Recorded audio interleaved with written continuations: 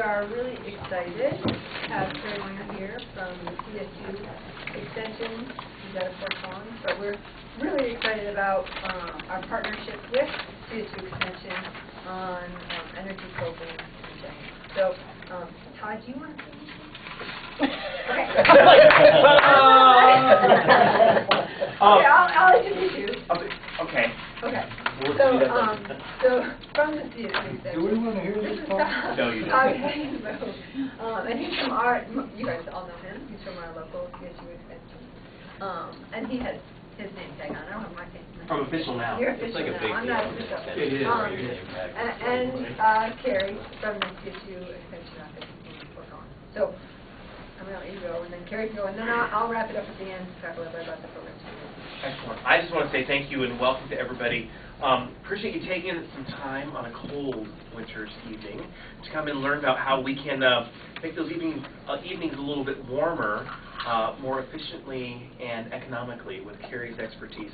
For those of you who don't know, the CSU Extension office is in the Routt County Courthouse Annex, northwest corner. We offer any variety of programs and activities. My specialties are agriculture, natural resources, and horticulture. Karen Massey, who's our director, is our food and consumer science agent. She would be here today, but she's actually teaching a cooking class right now. And I'm there. That's right, you're supposed to be there, Candace, aren't you? I was already there. I told him I'd be back. Okay, good deal, good deal. And then Tammy Thurston is our 4-H Youth Development Officer. So please use our resources. We are your front door to the university. And they're good. Thank you, Ken. Yeah, we hope to. We try to be, and we can connect you to more of Cary's programs and things of this nature. So now we'll turn it over to Cary. Okay, thank you. Thank you. Nice to be here in Steamboat. Always like coming out to Routt County and Steamboat. So thanks for having me. You guys have clickers, right? Does everyone have a clicker? Mm-hmm. Okay. Actually, before I do that, I do have to remember to always plug something. There's one more plug you have to sit through. That's for our Colorado Energy Master program. So there's a couple of flyers over there. We're offering it for the first time in Routt County starting this spring. So this is kind of a sneak preview of a portion of that program. It offers up to 30 hours of energy-related coursework, big picture energy stuff, as well as how to improve your own home or make energy decisions for your home. So it covers the gamut, and we have some really good instructors from CSU, from industry, and it's a mix of online classes as well as in-person classes. So you get some experiential events in there as well as the comfort of your own home kind of experience. So. And I just wanted to say, if you're interested or if you want more information about CSU energy programs or the Energy Masters program, go ahead and put your contact information down and we'll send that out to you. And I was remiss, Cary, not introducing Jessica Quigley, who is really the glue that keeps all the agents together in the office. So when you call our office and you want to sign up for Cary's programs or my programs or Karen's, Jessica's our frontline person who will take care of those things for you. So when you really have a question, call her because she's really the only one who knows what's going on with everybody. I never know what's going on with Todd, though.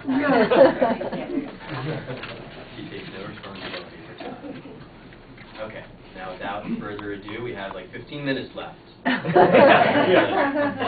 Talk about home energy and solar, and I'm actually going to ask you guys what your primary interests are because I have a lot of material, and so I'll go faster over some of it and slower over some of it depending on what your interests are.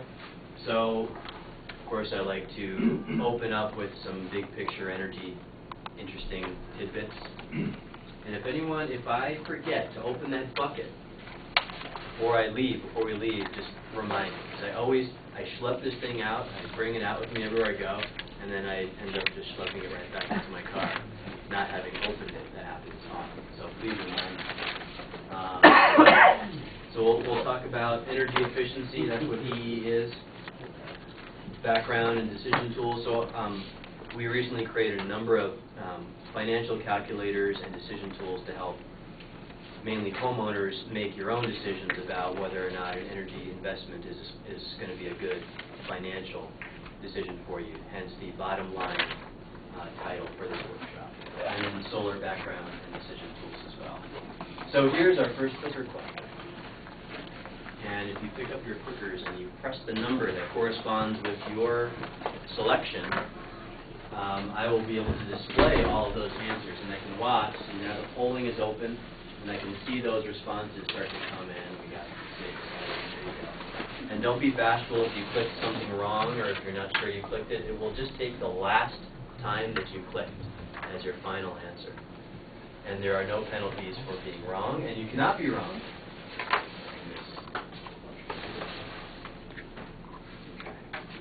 17 responses. All of it. That's why I put the exclamation point there. This is not an unbiased question. This is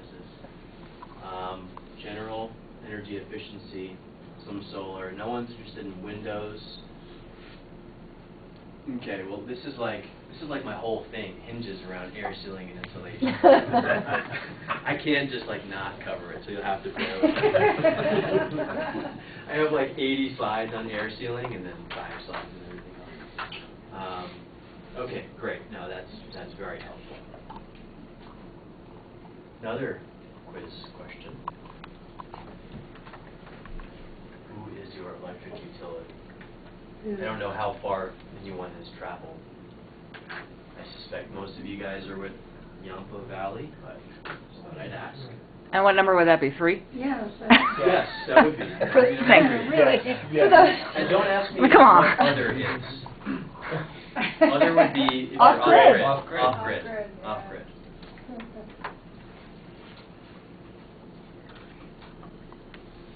Okay.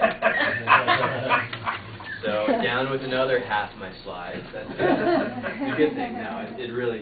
It'll help me, especially when we get into the solar stuff. Customize my talk a little bit. All right, now this is a real, true quiz question for you.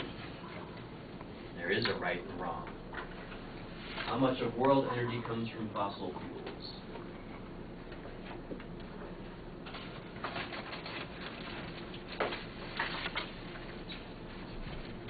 There are two people just noodling on this, but that's okay. Oh, there we go. Yeah, 59% of you got it right. So this is it.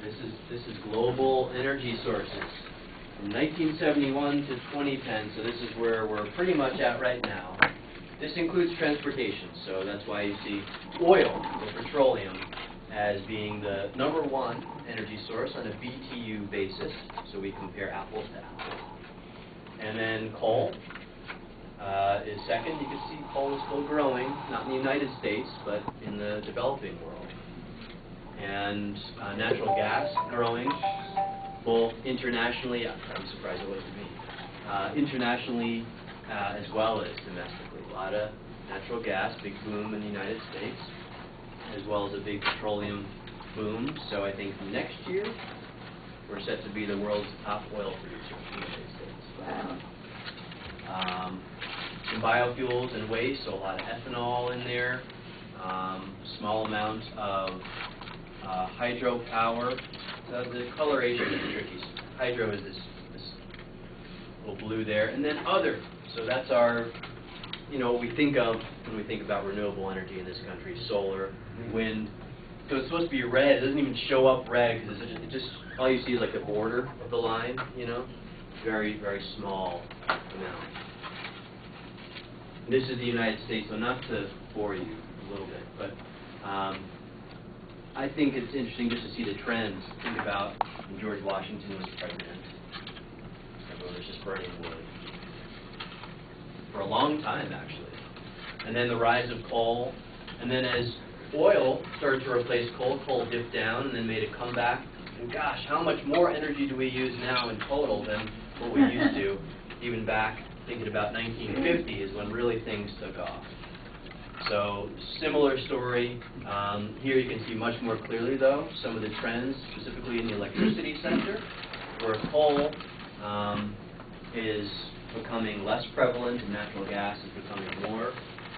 Largely, that's a cost issue. It's also a case of how power plants work in conjunction with one another. So as the country starts integrating more renewable resources, it's much easier to ramp up a natural gas turbine than it would be to ramp up and down a steam turbine, which is typically coal, can also be natural gas. So, and then we're seeing this other renewables, very still small, but notice that it's making a pretty big hockey stick angle right there. So it's starting to head up, and obviously that's a trend we expect to see continue. And then here's more locally. Here's Colorado. Similar to nationally, coal's decreasing, but we're a heavy coal state. You guys are pretty close to coal country right here. So about 60% coal, approaching 30% natural gas.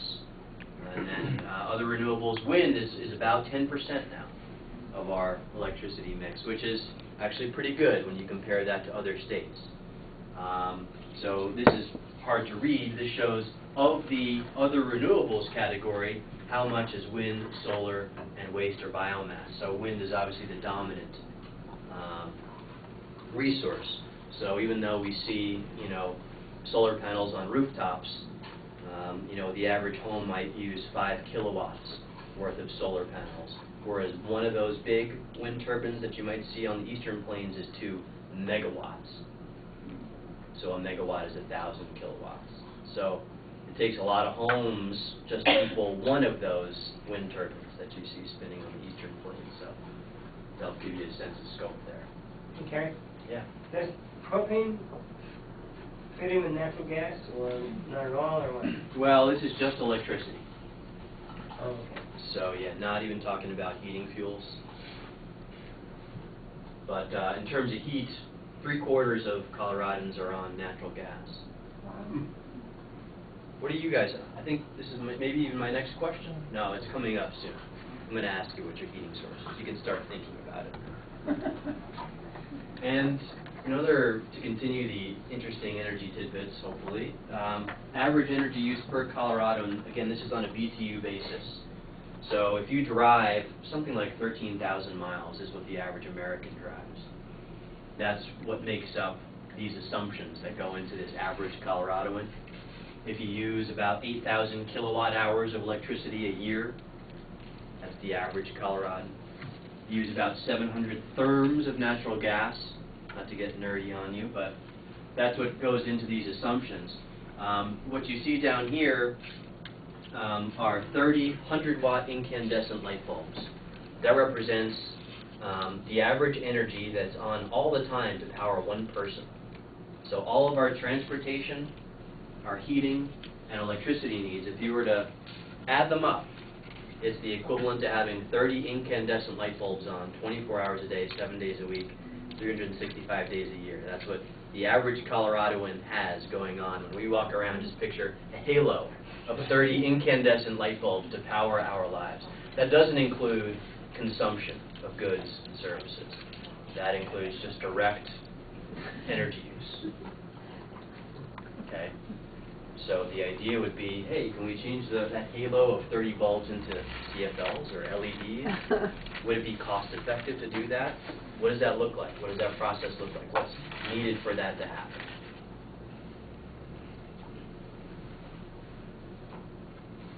And then this is the average home in Colorado. Most of our energy is used to heat, to keep ourselves warm. Appliances, electronics, and lighting.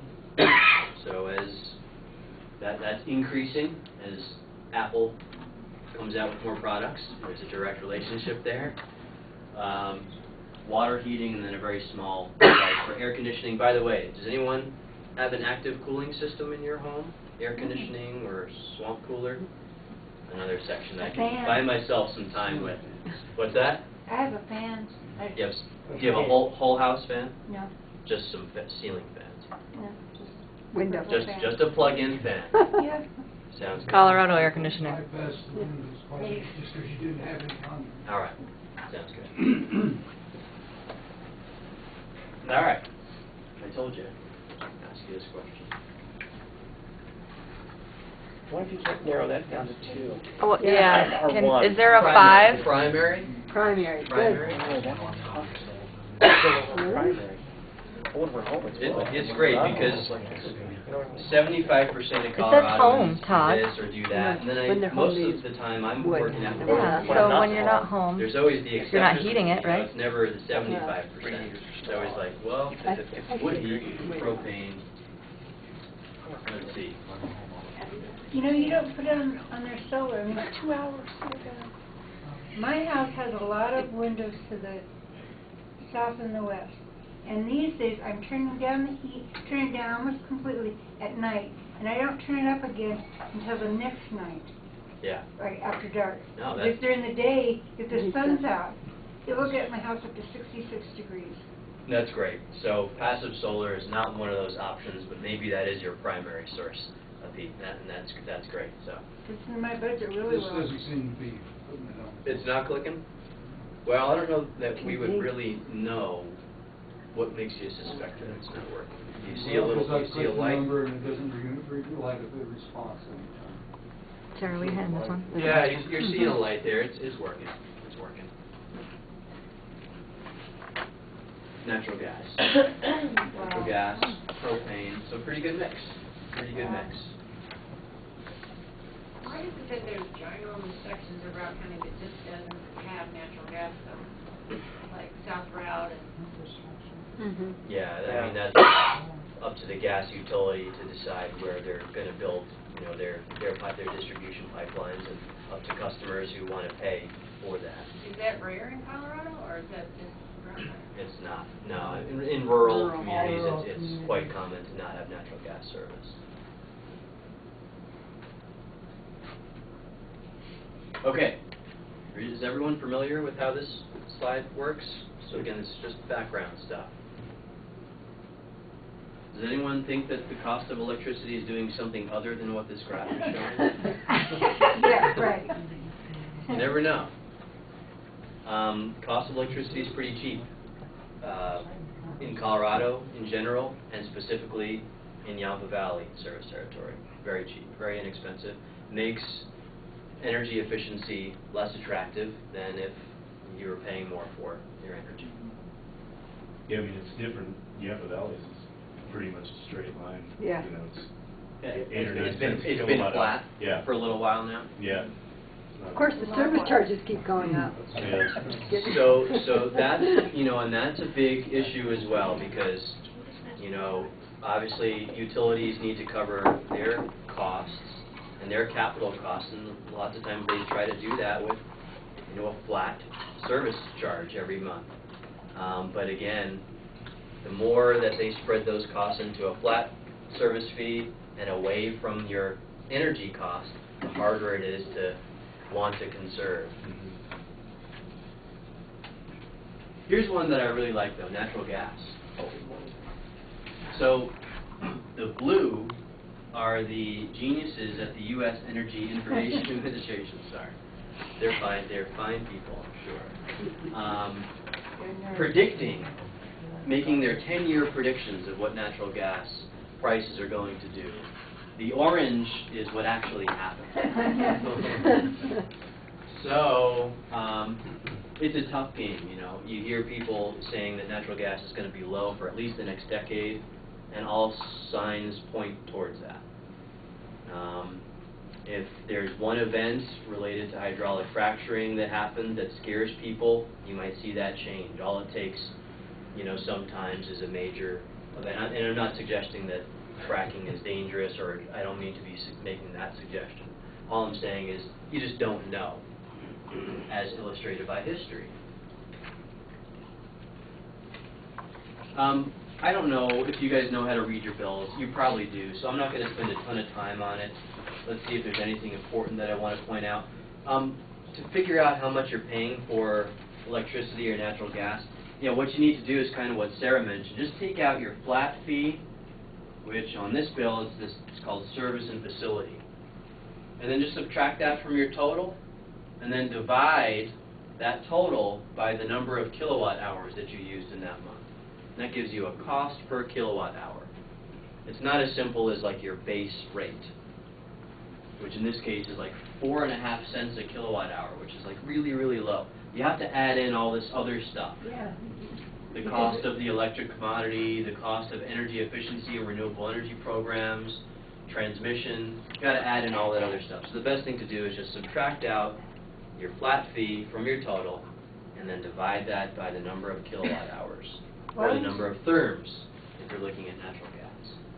Why wouldn't you divide the kilowatt hours into the price? Because you're paying that flat fee whether you use 10 kilowatt hours or 100,000 kilowatt hours. Yeah, you answered your own question, because you're paying that flat fee. So if you use less, you're still going to be paying that.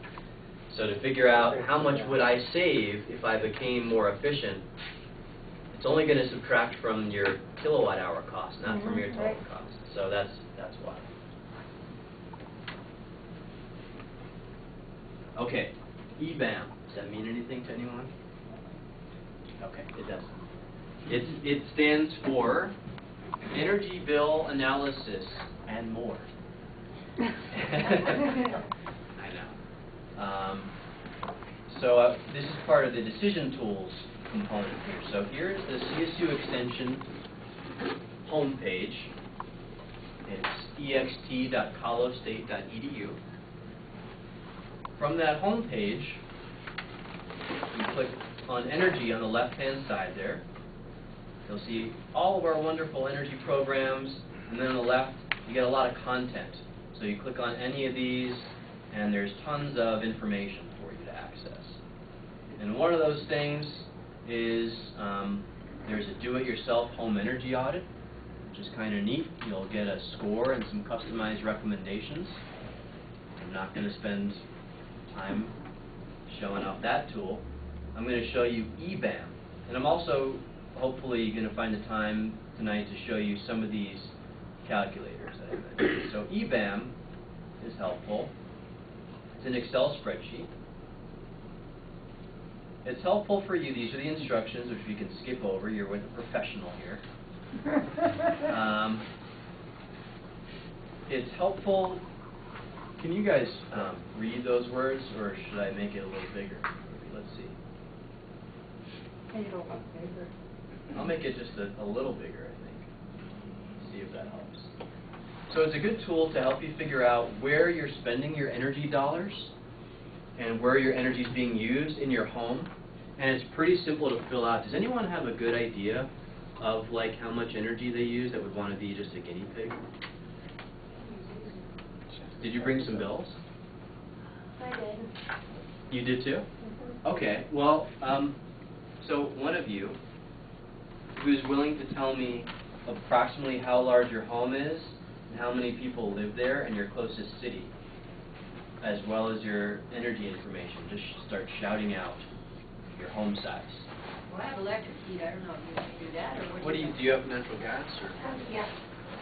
Yeah, okay, let's go with, do you mind if we go with the natural gas? Okay.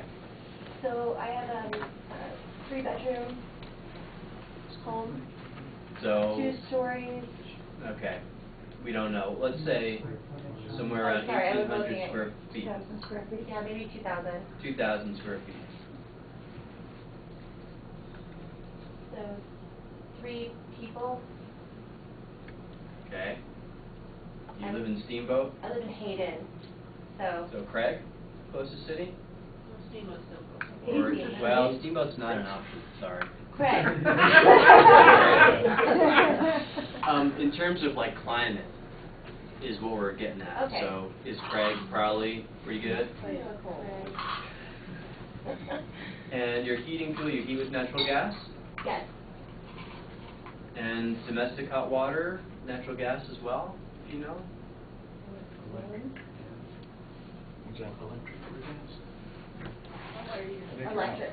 It's electric? I think so. Hot water heater? Chances are it's probably gas if your Probably gas. heat is if gas. You have gas service to your I just pay the bills. I'm here. So on your bill Okay. for natural gas, is it in therms or is it in cubic feet? See. Natural gas. Okay, so I see my facility charge. CCS. Yep, CCF. There you go, cubic feet. So cost is 0.14385 per CCF. Yeah, but I'm guessing you're not adding in all that other good stuff. Oh yeah, there's a lot of stuff here. So That's okay. We don't have to get exact in front of the audience. So we'll go with this. Do you use active cooling? You don't, right? Yeah. No one raised their hand.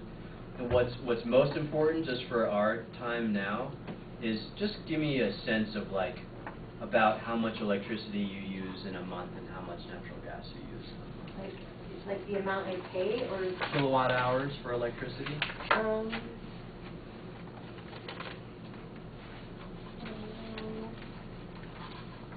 Where's that at?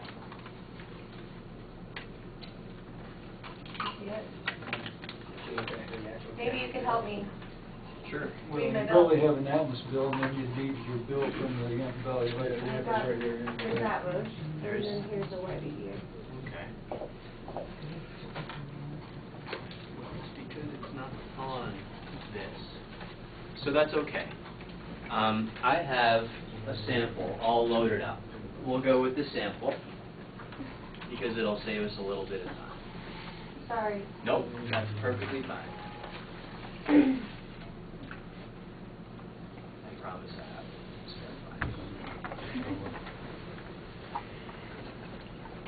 Here. fine. Here's kilowatt usage. Here we go. So for this month, January, it's really high. Like we're at 1,300. 1,300 kilowatt hours in January? kWh usage, yeah. Wow. Is that like super high? Yeah.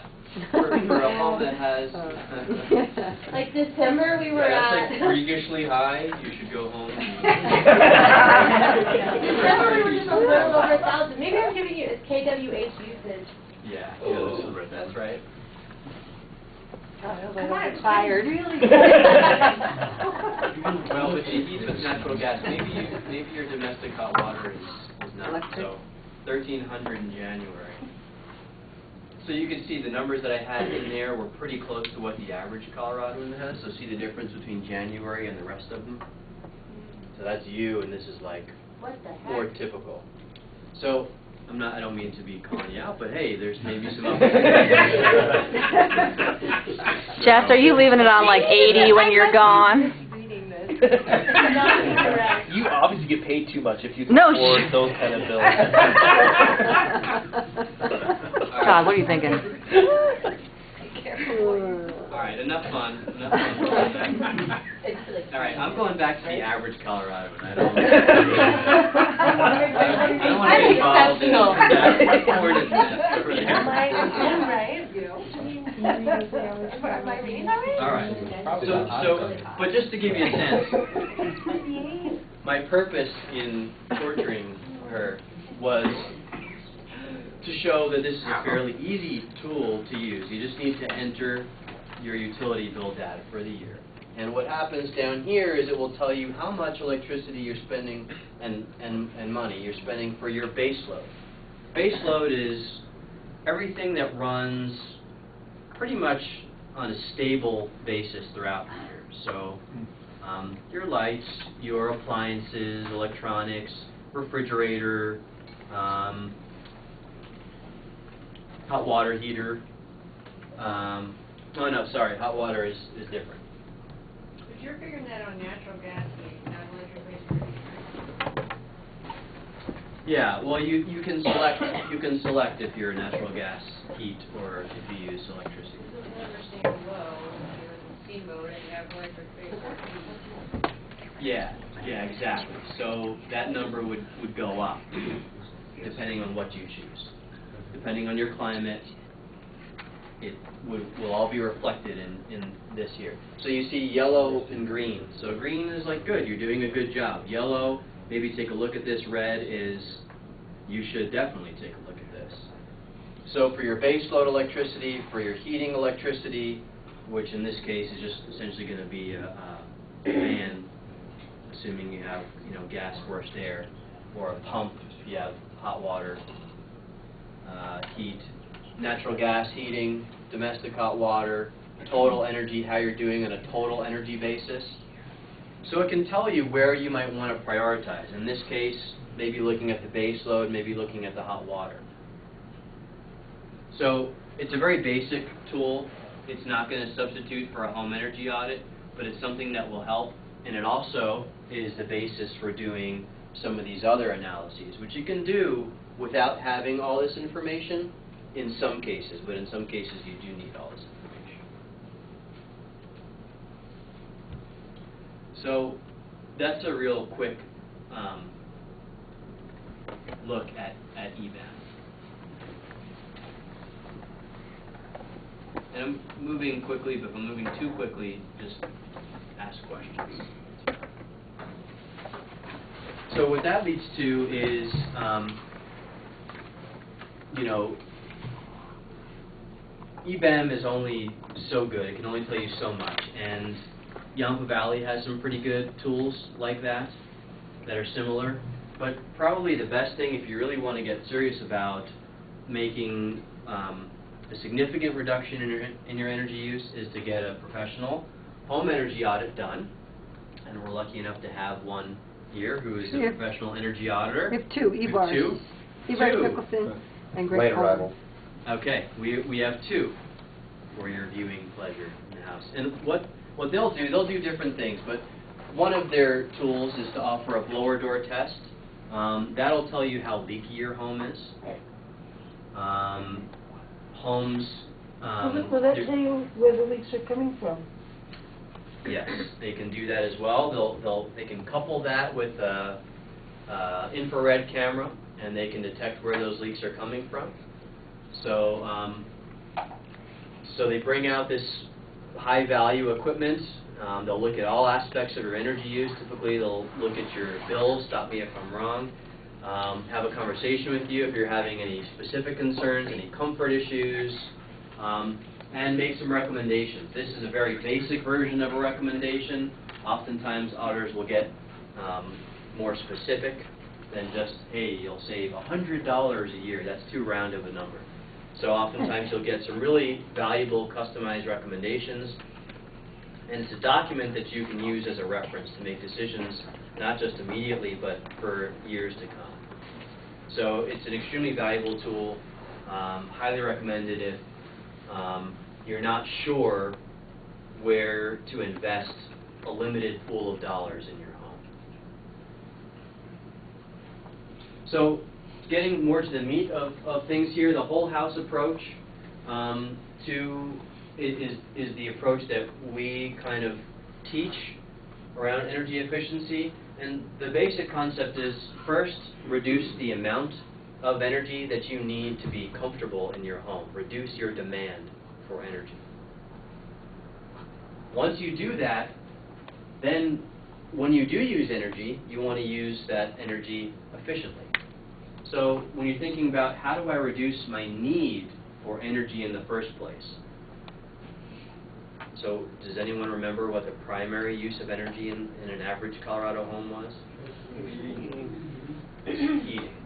Yeah, heating. So how do we reduce the need to heat our homes? Put on a blanket, put on a coat. Insulate yourself. Yep. Insulate your home. And before you insulate, we always recommend air sealing. So that's what even though only 6% of you were interested in, contractual obligation to cover air sealing and insulation. So those are the two best things you can do in the long term to make your home an energy efficient machine. There's also little things, behavior changes. You can actually do some things with landscaping and windows. But basically, you want to make the shell of your building as tight and well insulated as you can.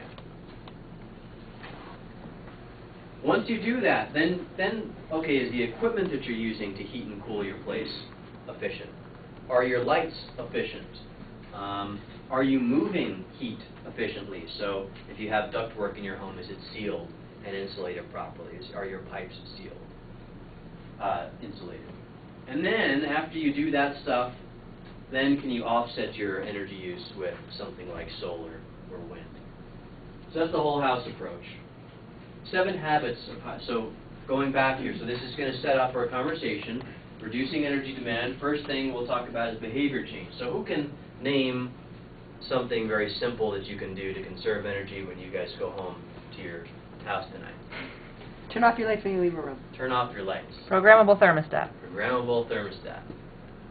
And do you just have a programmable thermostat and say, hey, that's so cool? Or 58 at night, program. 63 in the day. So little known fact, 47%, this is in a California study, of people who have a programmable thermostat program their programmable. Oh my gosh. Trying to get it up to about 50, right? Yeah, that's our goal. My goal The, is to the make- national average IQ is 97. Let's say. That sounds good. I don't know. Okay, what else? There's 7. So I identified 7. There's a lot more than 7. Okay, so that's Got you, Tech. Okay, so that's not so much of a behavior change. I mean, I guess you could say it is a little bit. But Unplug your appliances. unplug your appliances. Power strip. Yeah. And do many of you do that? Like, oh wow, I just turned the TV off. I'm gonna go crawl under the. That's not a common one. So there's another solution. Power strip. Throw your TV away. Well, okay, so just like the Throw your thermostat, TV you away. just plug your stuff into a power strip and call it good. You have to turn that off. And they also make smart strips you can buy for like 30, 40 bucks, which will do that for you. The idea is that appliances use electricity, some appliances use electricity even after they're turned off. It's called a phantom load. And so a smart strip will essentially zap out those phantom loads. They're controlled by one appliance. So if you have, say, a computer, that can be your control. Whenever your computer's off, your printer will turn off, and any other things that you plug into that smart strip can also turn off. And then there's a couple of outlets. It's a long smart strip. A couple of outlets for like a clock or a timer that can just stay on all the time. So that's how those work. So if you have, you know, an office set up in your home or a good opportunity where you have a lot of those phantom loads, smart strip could be a good investment. How significant are the phantom loads in like the average small family home? Yeah, I mean, you might spend, I would say probably in the $30 to $50 range per year on that. So, you know, the average person might get their money back in a year if they were to be able to zap out all their phantom loads, which might not be realistic. You might just get a portion of them in one smart strip. Yeah, you can't do that with your satellite. And that's a real rough estimate. It takes like 20 minutes to load the satellite. You know? Yeah, so you'd want Not that reasonable. in red, always on. So any other habits? Yeah. Stop using running hot water to wash dishes and rinse dishes, etc. Yeah, always wash full loads. Everyone's favorite, take shorter showers. These are like not mind-boggling things. Let's see, thermostat. So this is I showed this one on purpose. This is a setback thermostat. As long as you are making a change when you go to sleep or leaving the house, doesn't matter really if it's programmable or not. It's just easier to do if it's programmable. So using your thermostat, window management in the summer, blinds, letting the sun in the winter, closing it. So simple things. So we have this handy kit. That one, does anyone know what that one is in reference to? Your fridge? Yeah, your fridge. So making sure your refrigerator and freezer are set properly. So this is our Home Energy Audit Loan Program kit, HEAL kit. So you can borrow this from the Rapp County Extension Office. There's a power monitor where you can plug in an appliance and it'll tell you how much electricity that appliance uses. There's a thermal leak detector that will take a reference temperature. It's going crazy. Takes a reference temperature, 73 degrees, and then let's start getting somewhere cold right by the door there. You see the light turn blue? You guys see that at all? So it was green, blue. So yeah, so there's heat loss right around here. So this will help you figure out where you're losing heat, or maybe if there's some gaps in your insulation. It's called a thermal leak detector. And then there's refrigerator and and freezer thermometers as well that will tell you if you're too warm, if you're too cold, if you're ideal, so you can save energy by setting your fridge and freezer appropriately. And then a hot water gauge too. We'll talk a little bit more about hot water later. So anyways, some handy gadgets. So that's on loan from the Routt County Extension Office. Can you tell that if you... Right? It is, should be. It's It's buried. It will Buried be. down in the extension It will be back in the office. Okay. soon. All right. You can vacuum the dust off the That's huh? condenser for the refrigerator. Tomorrow. I'll fix it. Okay, I will do that. I was surprised how much stuff I accumulated. That's convenient. Okay, turning off your power strips, we got that one. Washing dishes in the dishwasher only when it's full. The same thing with clothes. Turning off your lights. Everyone's favorite, taking shorter showers. I love like a 30-second shower. So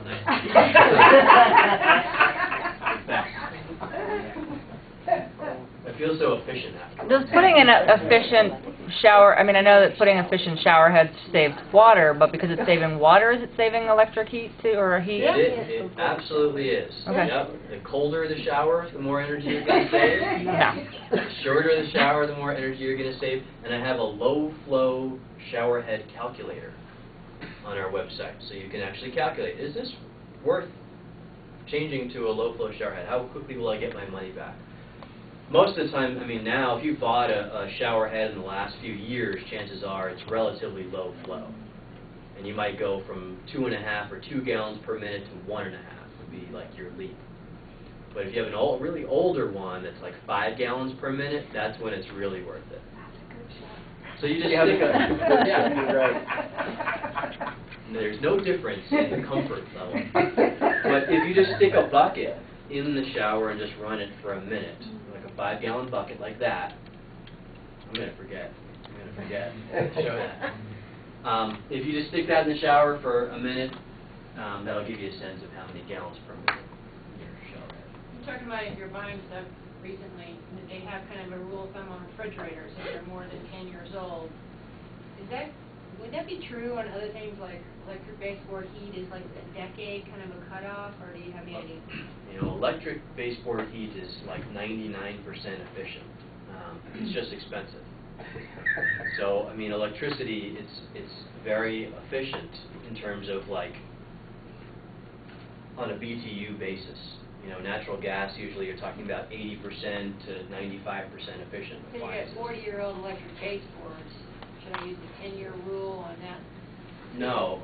So what I'm saying is it was 99% efficient 40 years ago. It's, you know, there's probably some general wear and tear on it, but it's just the fact that you have electricity that's going to keep your bills high.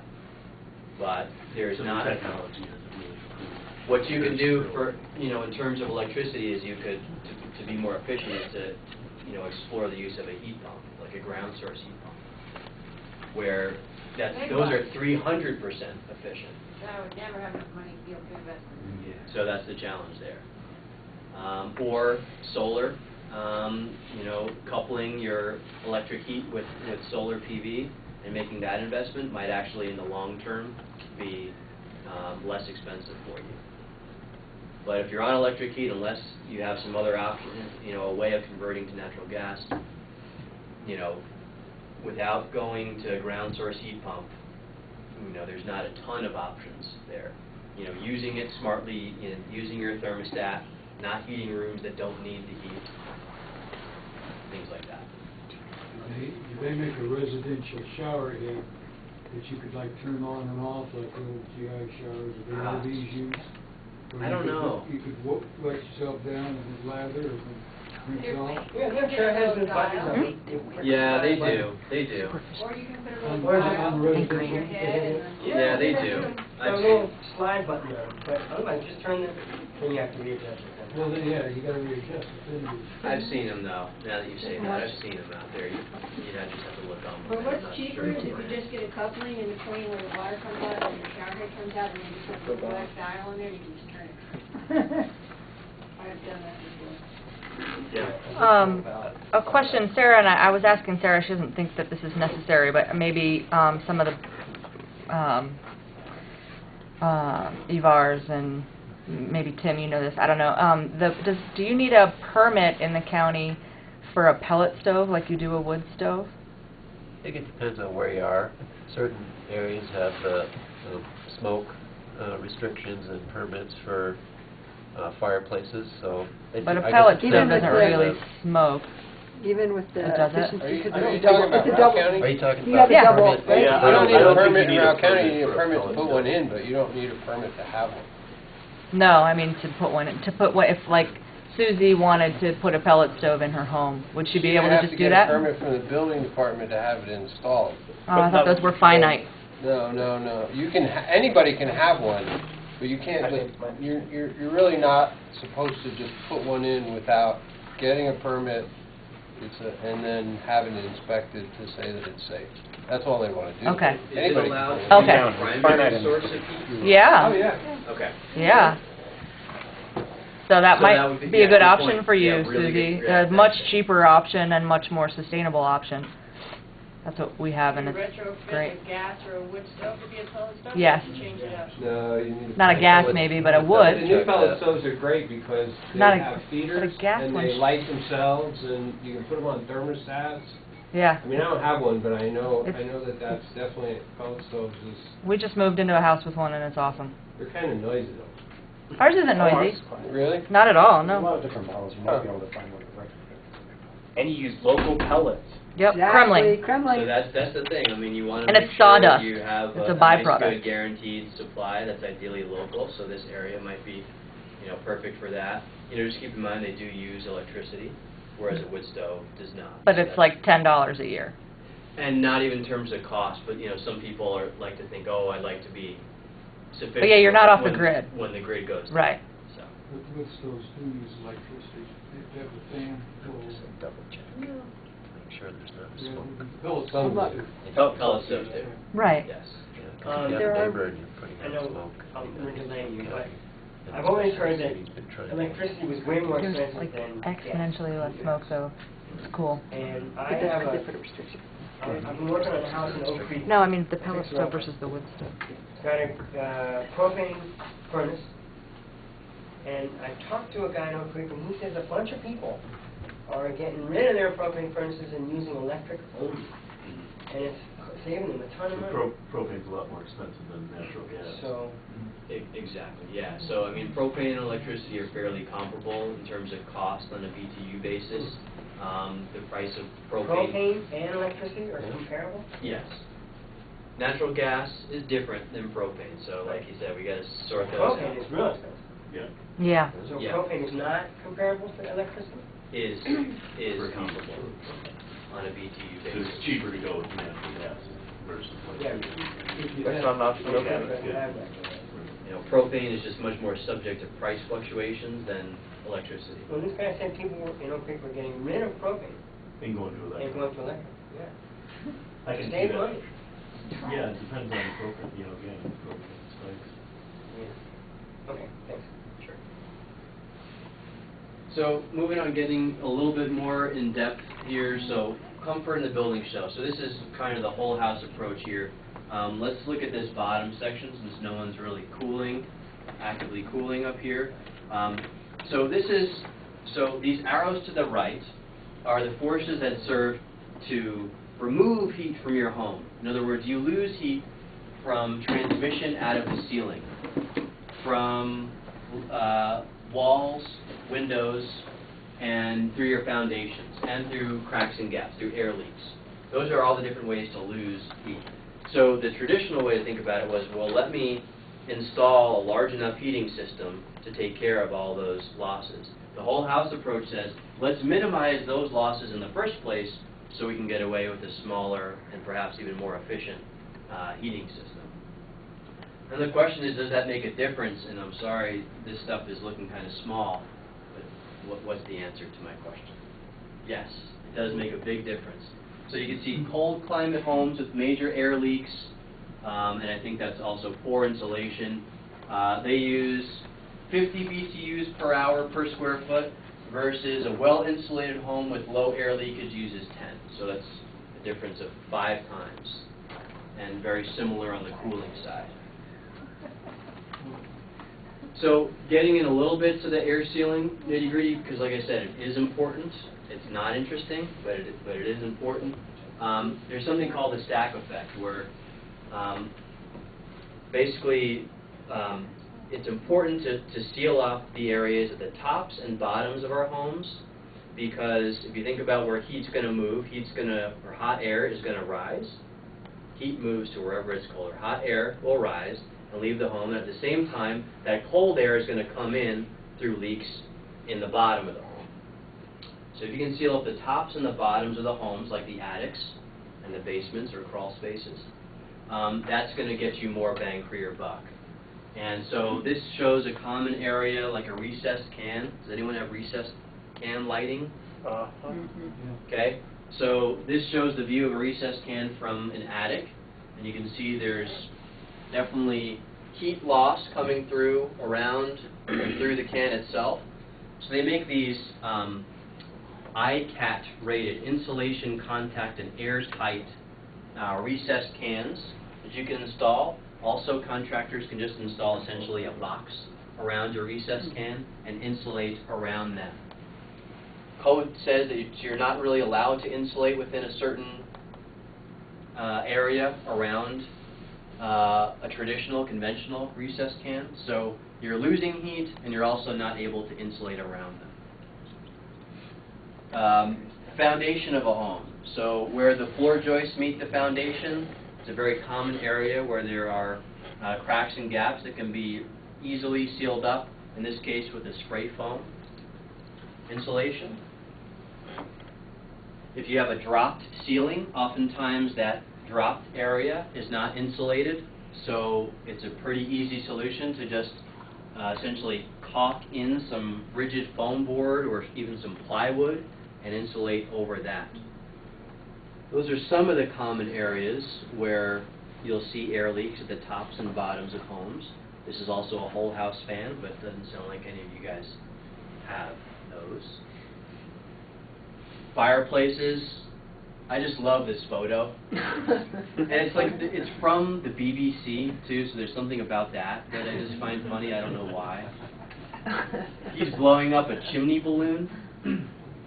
So sometimes dampers can get warped with use, so even if they're closed, which is the first step, they can still leak.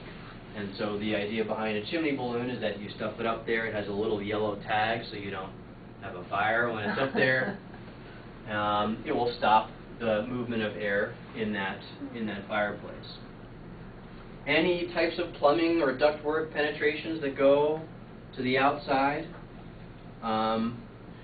Another source of air leaks. This is a very minor source, but a very easy fix. It's very easy to just remove the plates around your switches or outlets and install this little foam gasket there. And then if you want to go the extra mile, they make those nylon plugs, those child-proof nylon plugs that'll really seal up those outlets pretty well. Again, you're not going to see your energy bills drop at all, probably. They will, but you won't notice it as a result of something as small as that. They will, but you won't notice it, right? Probably. Windows. This was a house that I rented in Old Town, Fort Collins when I first moved there. And it was built in 1895. It had these really old windows that were pretty good size. There was a gap, 1/4 inch by 48 inches around all these windows. So 1/4 inch times 48 is the same thing as 12 times 1. So picture a ruler size opening, right? But I had like 6 of those. So then stack 6 rulers on top of one another, and all of a sudden you have a pretty decent sized gap in your home that's open 24 hours a day, 7 days a week, 365 days a year when it's minus 20 degrees out. That's common. It's common to have window-sized gaps in homes when you add up all of these areas that we're talking about between the tops and bottoms of homes and windows and doors and everything else. So does sealing air leaks make a difference? Absolutely does. Boring does make a difference. And it's also important to do before you insulate, because once you put insulation, say, in your attic, it's very difficult to then go back and look for those little cracks and gaps. And the goal of air sealing, can you make a home too tight? Yes. If it's a new home, but I don't think you can on an old home.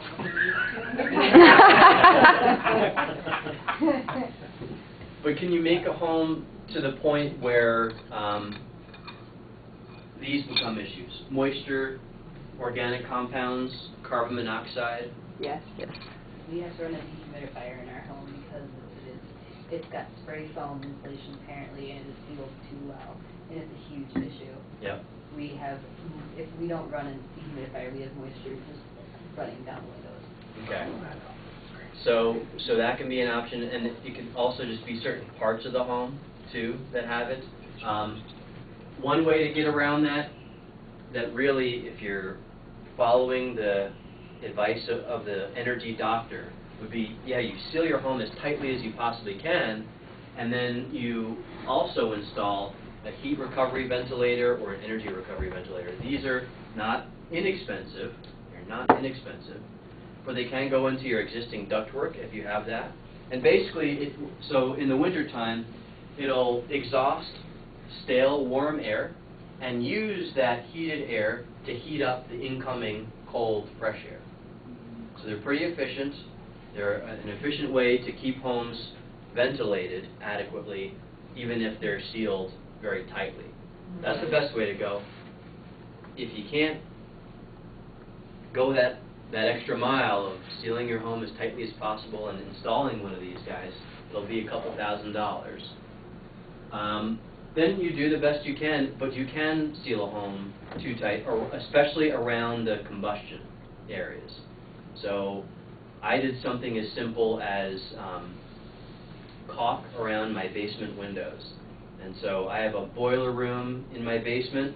We had finished the basement next to the boiler room, and we had a door in there with a carpet, so there was no air getting into that room adjacent to the boiler room. And then the previous occupants had put batt insulation around my vents in my crawl space, so there was no air coming in there. And then when I caulked around my basement windows, that was like the straw that broke the camel's back, and there was no combustion air, or not enough combustion air coming in. So what's a byproduct of incomplete combustion? Carbon monoxide. So I had like extremely deadly levels, 1,400 parts per million carbon monoxide. That's like, what that means is you would have minutes to live in that environment. So anyways, not fun, not a good experience. So my point is, especially around your, if you have a combustion appliance in your home, that's where you have to pay particular care to not seal that too tightly. Other areas of your home that are not supposed to feed in combustion air, it's going to be very difficult to make those too tight. The other thing I'd mention too is you can turn on something like a clothes dryer or a kitchen range hood, and then you start pulling that air out, and you can start backdrafting and have similar problems if you can't figure out why you're having carbon monoxide or backdrafting problems. If you have a naturally atmospherically drafted, like water heater or furnace, that just adds to the depressurization in the house, and that can create that effect too. Even though it looks like it's running normally most of the time, you turn on those fans, like a bath fan, dryer, and you've created a problem. Absolutely. If you have them on at the same time, it can be an especially significant issue. And what are those called again? Heat recovery ventilators or energy recovery ventilators. Energy recovery ventilators move moisture in addition to heat, so that might be the better option for your home. You might have some moisture problems though. Do you have a crawl space? There is. It's a separated unit, so we're on the upper floor and we're in the crawl space on the first Sometimes floor. you know moisture from below the house can migrate up through the house. You have moisture from crawl space, you might be seeing that There is actually migrate into the living space and condense on the windows. That's maintaining it, isn't it? Okay. Insulation, anyone thinking about potentially increasing their insulation? Okay, a few of you. Number of options out there. Top left, it's the pink stuff. It's called extruded polystyrene foam, or EPS. It comes in a spray as well as a foam board. The stuff on the white is called expanded polystyrene. Excuse me. That's expanded polystyrene foam is EPS. That's called XPS over there. Extruded, expanded. You can tell one's colored typically, one's not. The difference is this stuff contains some blowing agents in it, which actually result in that insulation having a high global warming potential. So if you're doing it for environmentally conscious reasons, the life cycle of this, I'm not sure if I included, the life cycle of that is actually, it would take about 100 years for you to get your environmental payback period back from installing that insulation. So yeah, you would save energy at your own home, but the energy used to create the blowing agents for this offsets it. Is that the same as the blue stuff? Yeah, pink, blue. Okay. Yep. Agree, but the numbers you see, I should say, the numbers you see beneath these different types of insulations are the R value per inch. So do you want a high or a low? High. High, yeah, the higher the better on the R value. So they do have very high R values per inch, so that's the main advantage of them. They're going to be much more pricey than like a fiberglass bat, which you could also install yourself, or even a blown-in cellulose or blown-in fiberglass, which are greener options, so to speak, as far as the actual product goes, and still have a pretty good R value per inch, and can be blown into virtually any space, and can be blown in at a pretty high density, so they could do a little bit of air sealing as well as insulate. The only types of insulation that actually are advertised to air seal as well as insulate are the foam insulations. So that's another advantage of that. Spray foam? Spray foam.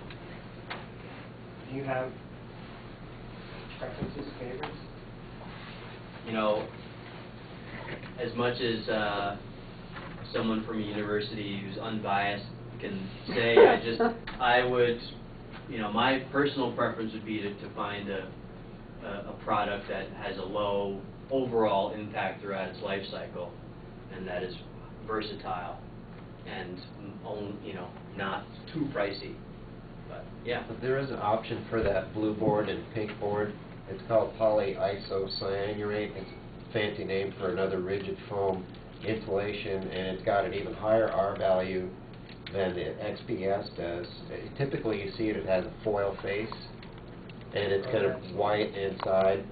That stuff is pretty good, and I think the environmental impacts of creating it are a lot lower than the pink and blue board. Great, thank you. Yeah. Evars, how about the blue jean substitute? Are they still using denim? Yeah, I think the cost, there's some issues with that because it gets kind of techie, but a lot of the stuff has to be treated for fire resistance too by code. So they spray it with kind of a bromide type, a borate, so that it meets the fire codes. But yeah, it can be used, a lot of times it's used for interior sound insulation and acoustic stuff, but it can be used for thermal insulation as well. I think someone we've seen on one of the building tours had it. The library or somebody had it. You can get bats and or in the community center. It's I think on it was the the lower community side center. of the R value, I think, but people like it because it's recycling material and it's environmentally friendly. I mean, cellulose is essentially, newspaper. And that's also sprayed with that same coating for fire resistance. Is cardboard an option? No? Not that I'm aware of. For, how do you mean, like recycled cardboard? Mm-hmm.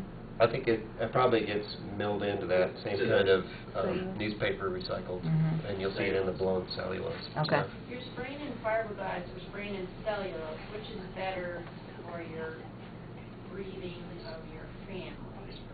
For breathing? I'm sensitive to fiberglass. So is there a preference over those two, if you blow the tube in? If you can Well, blow- if you know that you're sensitive to fiberglass, Well, I then believe I am, but, what's the are there any scientific- known kind of, What's better for the world and you? yeah, in terms of, health or respiratory issues, I'm not aware of any respiratory issues with the cellulose related to that. Typically, when they install it, it does put out a real cloud of really fine kind of dust-type particulates, but once that settles, I mean, I don't know if it has any kind of toxicity per se, but it is just kind of an airborne dust while it's being installed. And another question, if you have really old insulation, like the gray insulation that started to break down and Vermiculite? This stuff? and become dust, is there advantage to taking all that out before you That might have another, That could be could be an asbestos issue. That's, I was going to point that out. I was going to say, if you have this Yeah. stuff here, Run. vermiculite or perlite, well, hire disturbance, someone who is qualified in asbestos Does it abatement. look like grain? What is that? I think- Yeah, they look like tiny little, like rock granules almost. That's a quarter, just to show you the size of the granules. No, what we have looks like the traditional paint vat foam, but it's gray. Oh, is it a rock wool, maybe? Should I take it somewhere and get it tested, or what? Well, rock You wool's can send me a okay. picture of it. Rock wool's okay, it's that granular stuff that you need to be worried about. It's just broken down into a dust, like you go in there and you can't breathe. So it's really hard to breathe in the attic. Gray, I have not seen a gray insulation somewhere, so maybe it's a bad thing. Yeah, the other thing about that is if it's really broken down, whatever you put on top of it, is essentially going to reduce or eliminate any R value that it would offer anyways. You don't want to add something denser on top of something lighter, because that something lighter is going to lose its R value when it's smushed. And that's one of the issues with fiberglass vat insulation. It's hard to install it perfectly. Oftentimes it gets smushed, or there's gaps left between the two, vats that you're trying to align. So that's another consideration. But like I said, you're welcome to take a picture of it and send it to me. That'd probably be the only way I could really tell you what it is. Does the extension office do testing of the stuff? Or you could hire one of these guys to come out and take a look. That would be better. No, we don't. You don't. But professionals do. It's my understanding you can get DIY asbestos test kits, like Home Depot sells them. Okay. Yeah, you can. And that kind of Spend stuff. $30. We did that. You scrape it, spray it, you scrape it, you send it off. $30, 7 times. Yeah, I would highly recommend that if you suspect that it's one of those bottom, if it looks a little bit like. Susie, when was your house built? 70s. Most of that stuff was Yeah, like 50s more. Well, we had the ceiling scraped and tested, and it was popcorn asbestos on the ceilings in the bedroom, so we were just before the outlaw act. Okay. So I didn't realize asbestos could be an insulation as well. Yeah, just in that vermiculite or perlite. What is this from the 50s? Is that picture from the 50s? No, the product. Yeah, the vermiculite was like. a lot in the 70s, yeah. Okay, so you scared me. It's just, Probably. yeah, just to be cautious, it couldn't hurt. So it's probably more of an insulation that insulation has degraded down to nothingness, and you're saying do not spray new insulation on top of old insulation if it's that old? All I'm saying is it's not going to really be effective. It's not going to offer any R value. We can talk some more afterwards. Okay. So here's some recommended R values, and you guys are in a colder climate, so you could even go higher than this. Matter of fact, conversation I was having earlier, I understand your walls are, by code, supposed to be higher than this. 21, were you saying? Construction 21. New construction. So for existing homes, these are some recommendations. R values, total R values are 49 in the attic, and you can see some other numbers out there. I'm going to start moving a little faster though. We do have an insulation calculator, which I'll just show you real quick. I'll show you the one on EBAM here. So if you get a quote from your contractor and he tells you it's going to cost you 50 cents a square foot to install fiberglass fat insulation, and you have an 80% efficient heating system. By the way, these, if you see cells with red corners, these are little notes that you can reference that help you figure this out.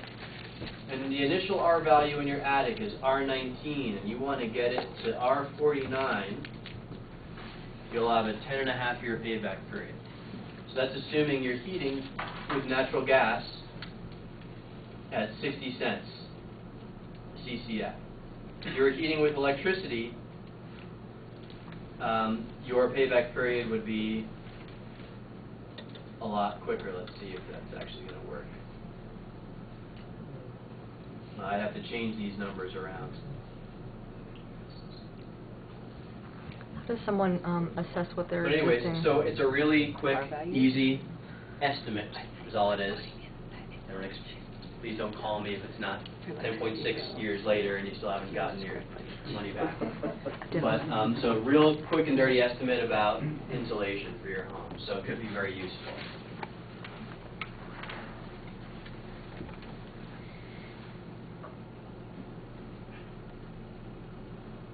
I'm going to move a little bit faster here and just talk about, I know you guys said you weren't interested in windows, but I still got a request here. If you are looking into new windows, do so because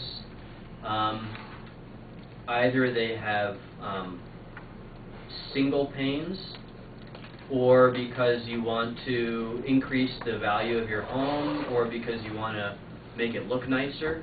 But don't do it expecting to get a quick payback on windows. It's very difficult to get a quick payback period on windows. If you do look for new windows, they make some really innovative ones now. I think these are up to like R7 or maybe even R9 windows you can find out there. They're going to be pricey. That's really good for glass windows. Most of the time you're looking more at like an R2, something like that. So factors to look for, the most important one probably is the U factor. So window manufacturers have played a nasty trick on the general public where they have taken the inverse of R value and they call it the U factor. So instead of just being able to look for like an R value in your window, you have to look for a U factor. And you want that to be low, not high. So the lower the U factor, the better. But you'll get a much better payback for simple window things. Adding storm windows. Storm window could be something as simple as plastic film you put on with a hair dryer, all the way up to nice glass storm windows. They can be effective, especially if your current windows are single pane. Adding treatments, thermal curtains. Other options, depending on whether or not you want to keep heat inside your home or prevent solar radiation from entering your home, which is not very common out here, but it can happen. They offer different treatment options. So just moving through here, we've talked about how to reduce energy demand. We're going to talk a little bit about using energy efficiently, and I'm going to talk a little bit about solar at the end. So I'm going to skip that. You're welcome. You need me to go back? All right, here's a quiz question. It's about time for a quiz question. Which type of heating system has the highest efficiency? Here. Here, it's right here. Where is it? Here? Oh, here. 13 brave souls. 14 brave souls. Let's see. Yeah, 64% of you got it right, although I gave you the answer. So that's good, though. You were paying attention. 35% of you, where were you? Like 20 minutes ago. It was a glorious moment. Next question. What type of heating system is the least expensive to operate? Including installation? No, just to operate.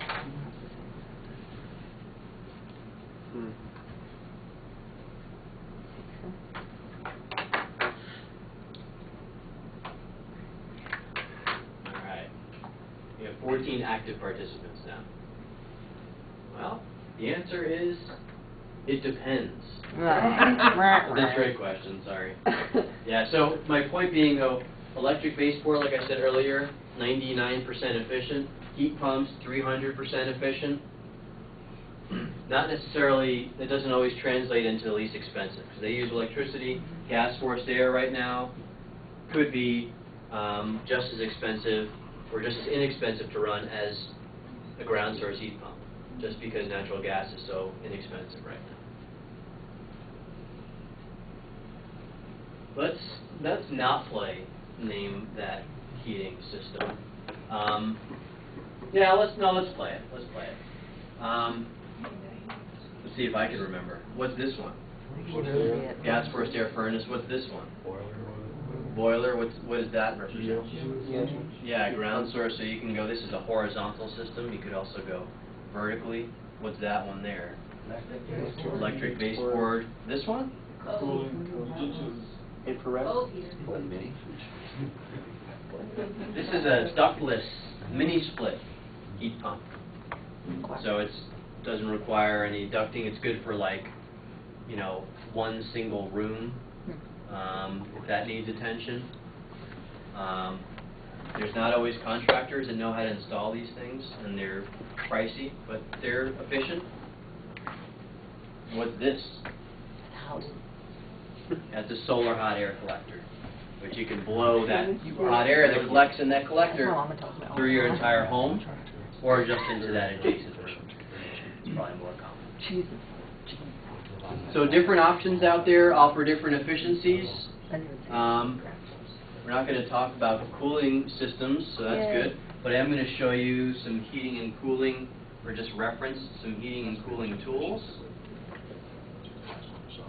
On EBAM, so same deal here. You can select the year that your heating system was installed. Let's say somewhere between 92 and 2006. Select your existing heating system. So you have a natural gas furnace. It just puts in a default efficiency, but you can change that. Select your new heating system that you're going to install. You're going to install a high efficiency gas furnace, and you're going to save about $40 a year. So it's a pretty, again, useful tool. Cooling works the same way, and then hot water is similar as well.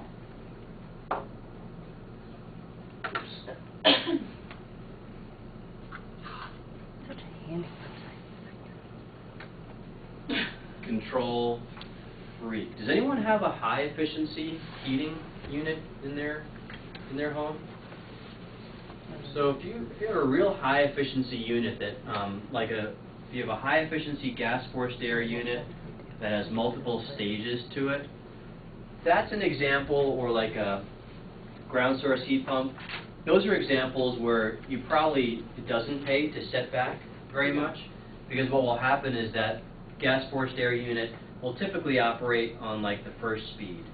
But if it gets set back a lot, it'll actually operate on a totally different speed to provide heat for the home. Most of us just have one speed. It's just on or off. And so in that case, it pays to set back your thermostat, if you're gone for 8 hours by maybe 8 degrees or something like that. Because once it turns back on, it's just running at that single speed that it has. Has anyone seen these guys here? Or know what that is? It's a Nest thermostat. Ooh. Even wow. I don't know what it does, but I want one. Google said the same thing. Yeah. So they're $250. So it'll take you a while to get your money back. Because it's going to save you like Especially if you're already $40 a year. working with your existing thermostat, programmable or not. Yeah. Take you a long time. Plus you got to pay for the app. But if you're not, and you're one of those people who just can't be bothered to deal, then maybe the Nest is a good investment. So essentially you spend the first week of the Nest's life in your home being pretty good about going up to it and saying, I'm hot, so turn down the heat, or I'm cold, so turn up the heat, or I'm leaving, turn down the heat. And after that week, it gets to know your habits, and it'll start to do that automatically. Schedule. It's kind of eerie. There's no camera as far as I can tell. So, if you have electric baseboard heat, you need to get a line volt thermostat. You can't just go buy any off-the-shelf thermostat. You have to look for a line volt thermostat. Electric baseboard is $240, right? And you can't run that through your ACE thermostat to control it. Okay. Oh, these are just some fun examples of why people have not turned from a study, why people don't turn down the thermostat. They think it's inefficient. They think their thermostat's like a gas pedal, so like if I turn it up to 95, it'll get hot quicker. That's so my grandma. That's not how that works. Not how it works. Just set it to where you want it. Jeepers creepers. Oh, that didn't come out. Too complicated, that's what that says. Too complicated. I'm not going to actually save any money. Oh, I don't know what that one says. Oh, I hope that's not my last one. I'm afraid of it. Yeah, that was my I'm afraid of it. Domestic hot water. Which one of these is different? The third one. What's different about it? On demand. On demand. Yeah, they make those in gas and electric. So gas offers a higher flow rate, so more gallons per minute typically than electric. Utilities typically don't like the electric versions. They suck a lot of juice. So you're using electricity to heat up water on demand whenever you want it. So it comes in cold, you're zapping it to make it really, really hot in an extremely short period of time. It takes a lot of energy to do that. I thought they were more efficient. Well, they'll save you energy is the idea. But the utility companies don't like them because they have to provide for when you're calling for that surge of energy. It's that surge that they don't necessarily like. But they will save the homeowner money? Yeah, I mean, instead of having to keep a 40, 50-gallon tank of water at a certain temperature all the time, you're just heating water when you need it. So for the, especially if most of your hot water applications are relatively close to them, each other in the home, they could be a good investment. On the right here is it's a heat pump hot water heater. It's a kind of a new thing that has not really been proven to be necessarily more efficient. Some people like them, some people, I think the jury's still out. But simple thing here, you got a hot water heater wrap.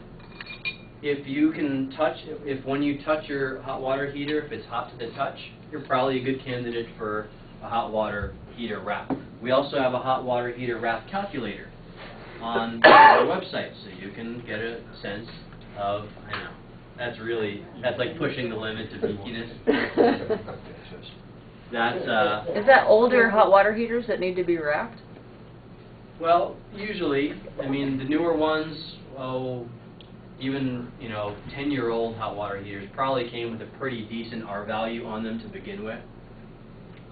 So yeah, it's typically going to be the older ones, and you can literally feel it be warm.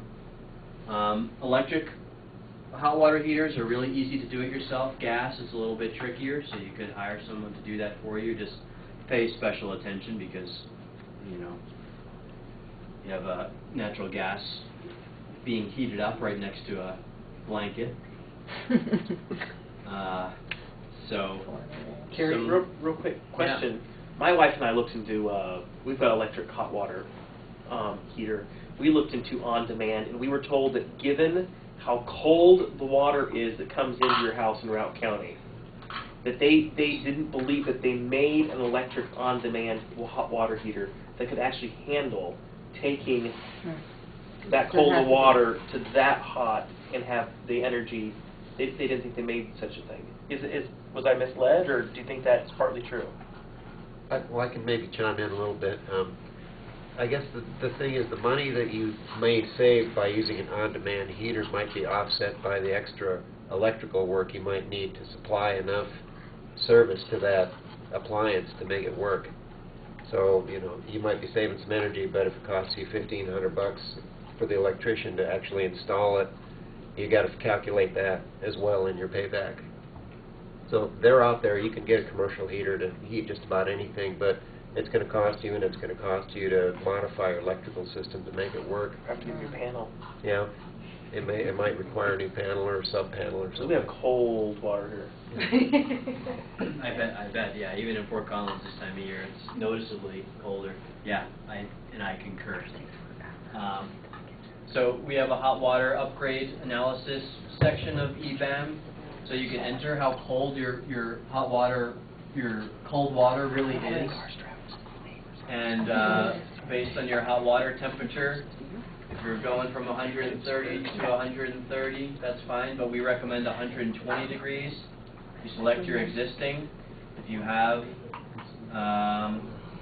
conventional electric storage and you want to go to, oh, this is not going to work because I selected natural gas as our heating system. So if you go from conventional gas to on-demand gas, I'll save $36 a year by making that switch. Now, if I also set my temperature down to 120 degrees, I'll save an extra $14 a year. You already mentioned 120 at the tap, or? Yeah. Most of the time, the dials on those things are not particularly reliable. So at the tap closest to your hot water heater is probably the best thing to do. And yeah, so that's our hot water tool. And again, we have a low flow shower head calculator and some other things. But I really need to move on to solar. You guys know the rest of this stuff anyways. Seal and insulate your ductwork. Buy efficient lighting. I hear on this new efficient lighting, and I'm trying some, but we have power interruptions, well, in South Rock County. And they say the capacitors or whatever, but I found that they don't last any longer or as long as the old. Oh, with the fluorescent? And so that's because the capacitor, whatever's in there, gets blown out, or whatever the case may be. On the LEDs or the compact fluorescents. Did you spend $2 for a bulb or $20 for a bulb? More like, I don't know, the ones I bought were like $9 to $14 in that area, something like that. That's at Home Depot. Was it a compact fluorescent or was it an LED? Well, I got some of those too, the compact fluorescent. Yeah. So. But that's what they were telling me. It goes out, and they do go out. I hear this at every workshop that I do, and I think there are some manufacturers who have produced some bad batches of compact fluorescents. I think there's some other reasons. If they're upside down and or in an enclosed fixture, they're more prone to have a shorter lifetime. These are. They're upside down and then they want to close it. So, CFLs? I have a question. Are you talking about CFLs or the CFLs? Not the new not the LED, not the LEDs. Nope, LEDs. You can hold an LED in your hand. You can hold the bulb in your hand and not feel the heat. So Dick, did you put it in CFLs or LEDs? The CFLs. The CFLs, okay. So my suggestion would be try LEDs, and the prices are coming down and continue to come down. We also have a lighting calculator. You knew oh, show it to us. Yeah. You know how it works by now. Actually, that one's probably the easiest of all. And what's the well, those CFLs is if you put them in a switch that's dimmable. You can buy dimmable CFLs, Yeah. but you have to buy a dimmable Yeah, so if CFL. you put it in one that's dimmable, they will go out really fast. They're not intended to dim unless you buy the more expensive. Good call. That's another reason. LEDs, they make dimmable LEDs as well. I heard someone mention mercury and the toxic stuff in them. One thing I would just like to point out, though, is because most of our electricity comes from, oh, my opportunity, coal. Actually, you know, so the mercury would be concentrated in the CFL versus emitted into the atmosphere in the case of a coal-fired power plant.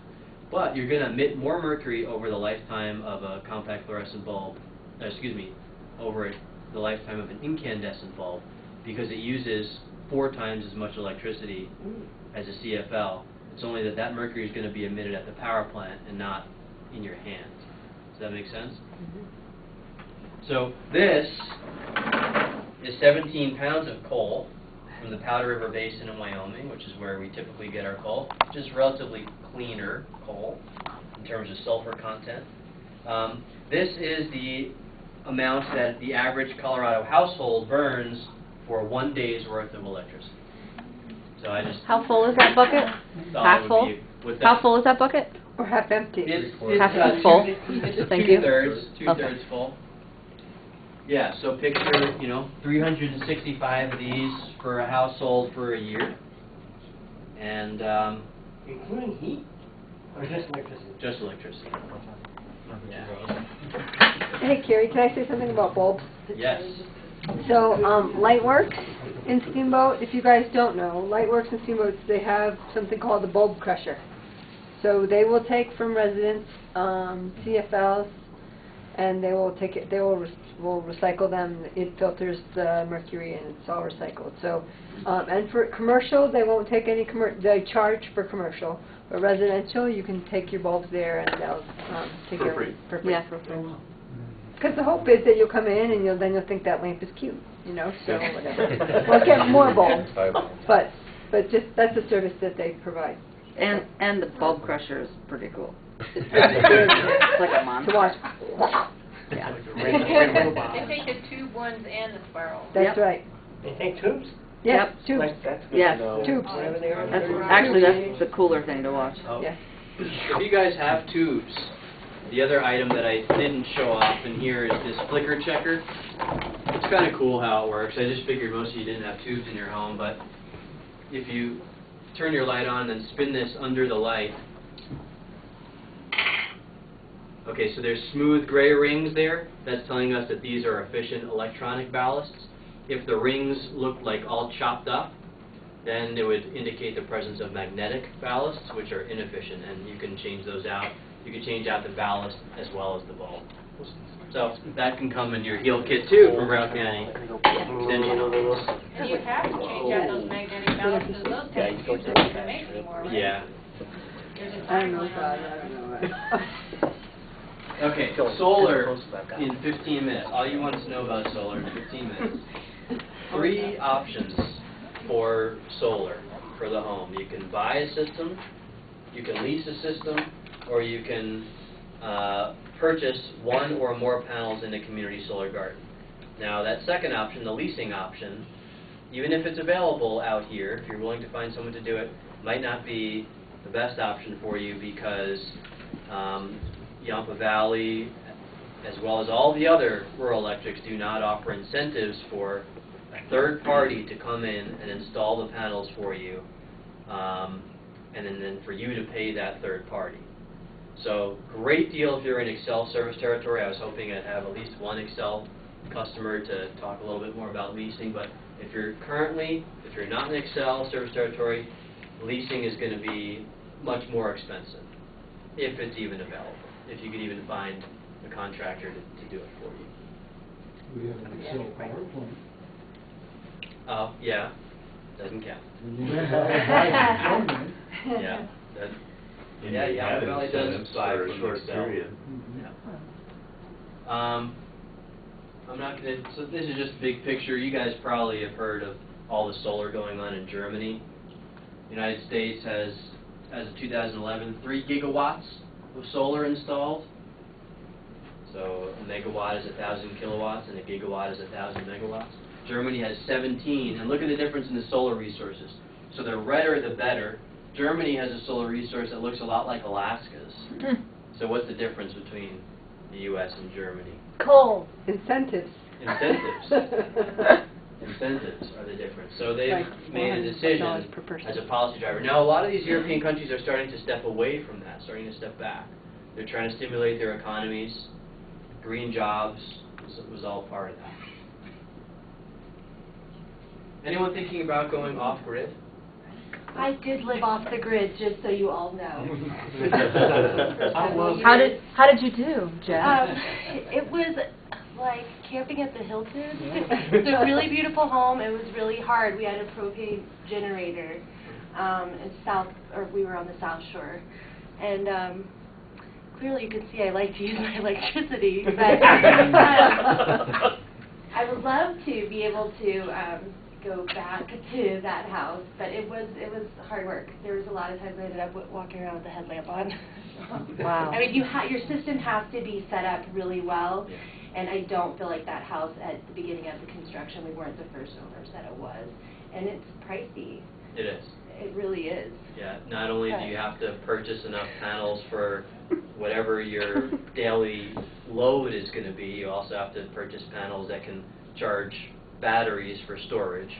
You have to buy the batteries, so they do tend to be more expensive. But obviously, the big advantage is just independence. But grid tied is by far, the least expensive way to go. And net metering is something that's currently offered in Colorado, where for every kilowatt hour that you generate, you get credited the retail rate for that kilowatt hour. So essentially, if you generate 100% of your electricity, you don't have to pay for 100% of your electricity. And the enterprise does not buy back, right? They do at their avoided cost, which is their wholesale. But it's going up Yeah. because of the solar garden. It's going up to 10. It was 3.3. 3. I didn't know this. Because of the last solar? meeting. Oh, really? Wait, what are they doing? Explain that. So if you generate more electricity than you use, the utility company out here will buy back those kilowatt hours from you at the wholesale rate. So in other words, it's not cost effective to put in a larger system than what you need. Colorado law states that you can net meter up to 120% of your previous year's use anyway. So it's not like you can put up a solar farm at your house. So there are some restrictions on that anyways. Obviously, if you're figuring out if you're a good candidate for solar, you want to have as close to a true south-facing roof as possible. And if you don't have a good roof for it, and obviously you want your roof to be in good condition before you install solar panels, because you will have to pay for them to come off if you're going to have to be replacing your roof and then be put back on, and that's not cheap. So if your roof is not a good candidate for solar because of its condition or orientation, you might consider a ground mount system if you have the space for that. And the advantage of a ground mount system, although typically more expensive, is that you can set them at the right tilt to generate the most electricity that you want to. And that would be equivalent to your latitude. So most roofs are somewhere around 20 degrees, and in the ground mount system you can set it at 40 degrees. So, and you can generate more electricity with every panel that way. You could also find an area that's not susceptible to shade, if your roof is susceptible to significant shade. How do they deal with the snow load on the solar panels here? Do you know? It's an issue. So Well, you no, guys, I mean, Tim when it is covers the panel, how do sorry, you... so Tim, I didn't introduce, Greg and Ivar's got introduced, but Tim is with Bright Tim Side. McCarthy. Tim McCarthy. Tim McCarthy. He's a solar So you installer. clear them. What I try to do is if it's possible, you try to do a ground mount, and then you can set them to 60 to 55 degrees. So they clear themselves. Yeah. But they don't make them where they generate enough heat to melt. No.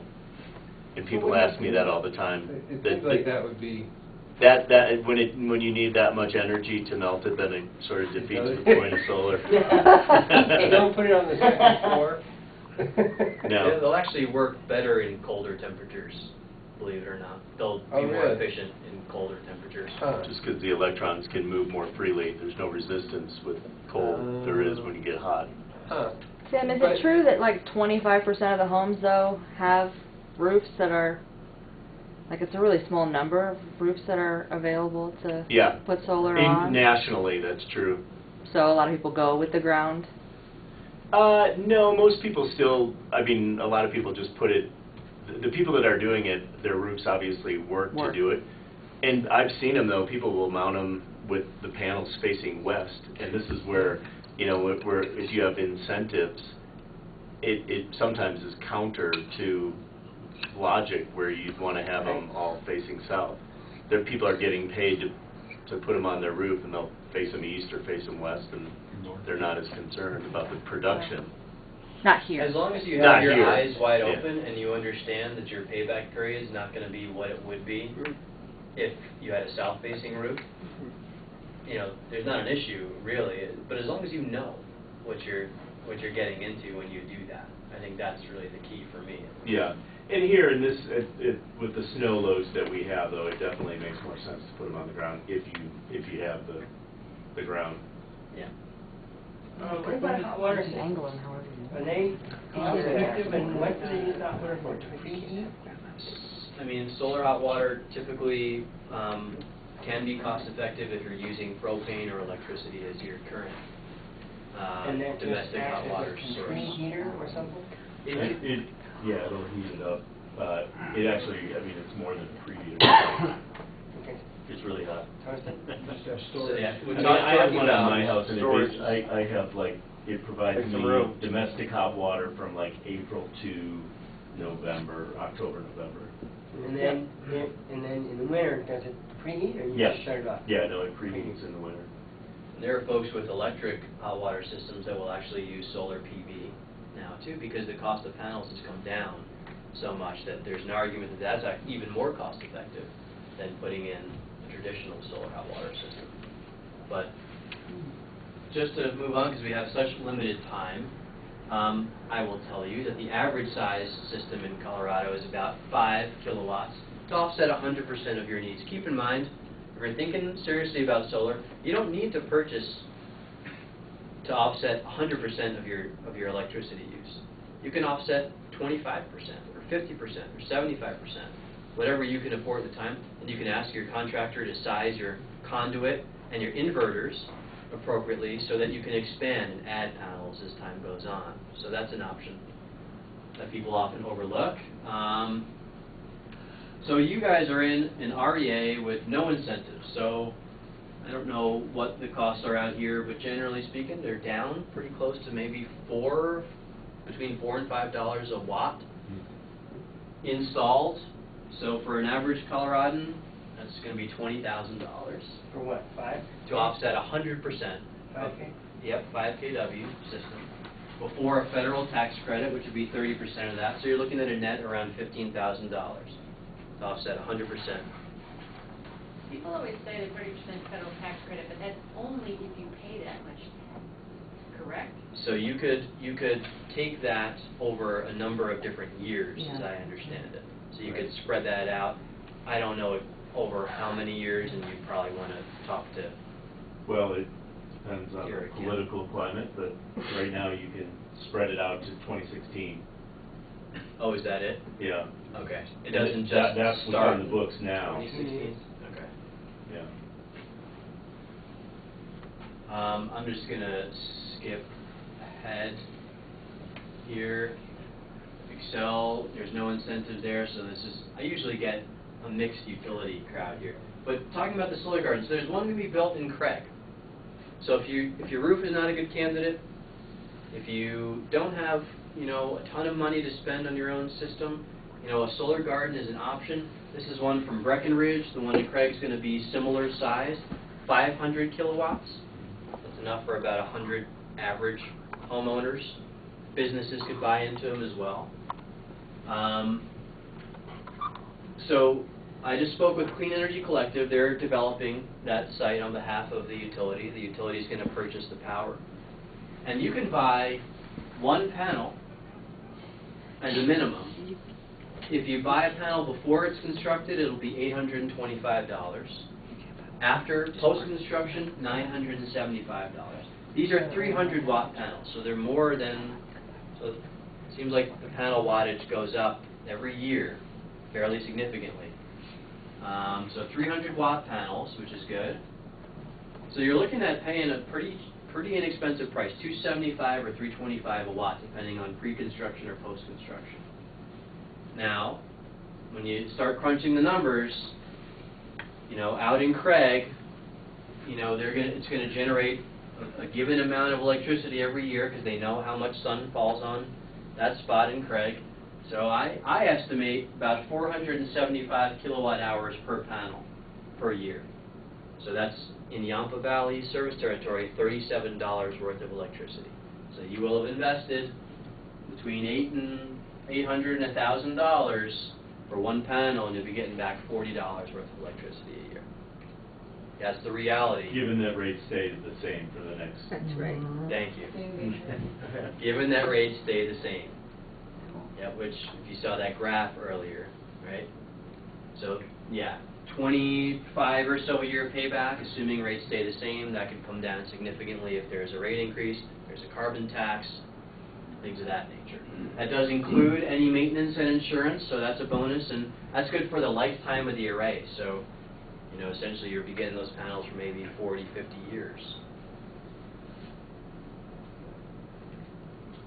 Solar leasing, again, unfortunately, not so much of a cost-effective option out here, but just to give you the lowdown on it, basically you'd have a third-party installer come in, size the system for you, install that system, and then you pay that third party for your electricity.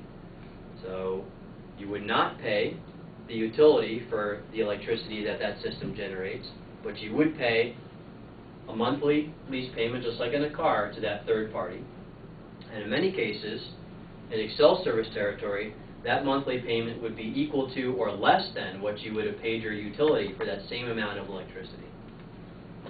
And you can fix these lease payments for 20 years.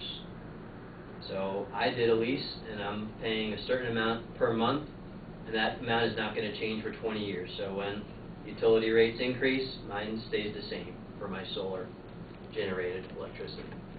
Is there a big upfront cost on that? I paid zero money down. That's one of the beautiful things about the lease. And that also includes insurance and maintenance. So my point is, lobby Yampa Valley.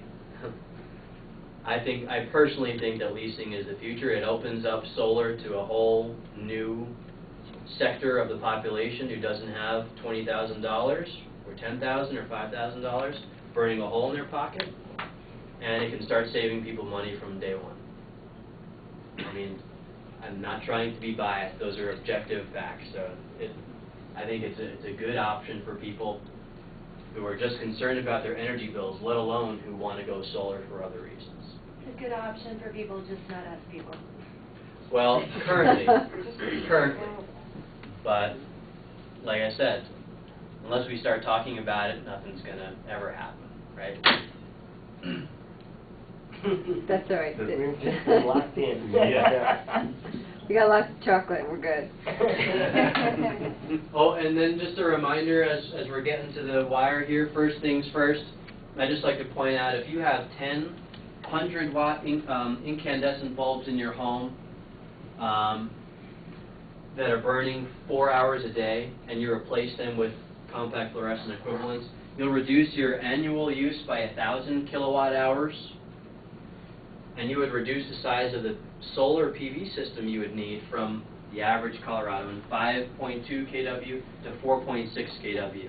So that's 600 watts that you wouldn't need to offset your electricity. So 600 watts at even $4 a watt is $2,400. Significant. By replacing 10 light bulbs, you could save $2,400 on your PV system. So efficiency first. You got to saying is you eat your efficiency vegetables before your renewables, dessert, something. Yeah. Okay, a couple of just 2 or 3 questions if you don't mind, just to wrap up.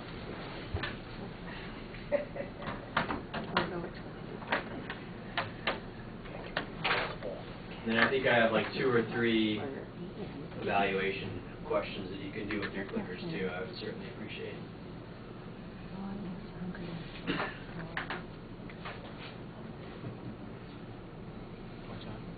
Like becoming more energy efficient. And yes, 7%. And smarter. You feel like dancing. That's good. That's what I was hoping for. No one's feeling dizzy. That's always good. The least common denominator. 14% like buying or leasing solar PV. And a small handful actually feel smarter. Okay. And hungry. And hungry. Yeah, I'm hungry too. My understanding of home energy increased. Yes or no? And I will take no offense. Please answer. This is like, just answer. Honestly, I promise not to take offense. Yes, I'm watching, but yes, the results will be revealed publicly in 10 seconds, but still, tell me honestly. Okay. Some of you came here with a lot of knowledge. My understanding of energy issues increase. Energy issues. These are energy issues, not just home energy.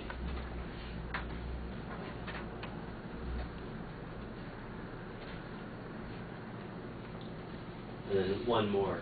So we're taxpayer funded in extension, so we have to prove our worth. Why we do this.